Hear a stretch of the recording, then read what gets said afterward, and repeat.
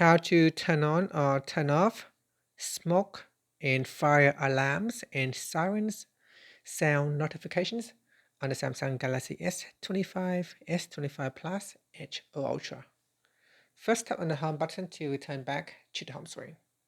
Then from the home screen, swipe down at the top to open up quick settings. In here, tap on the settings icon. Next, we then scroll down and tap on accessibility. Then tap on hearing enhancements. And from here, tap on sound notifications. Next, tap on open sound notifications. And then just below the on or off button, tap on the list items.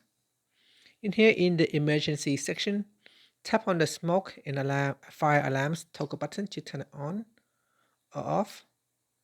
And then you can also tap on the sirens to turn it on or off. And that's it. After that, tap on the back key to use sound notifications.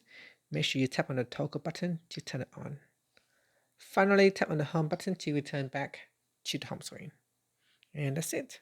Thank you for watching this video. If you find it helpful, please like and subscribe to my channel for more videos.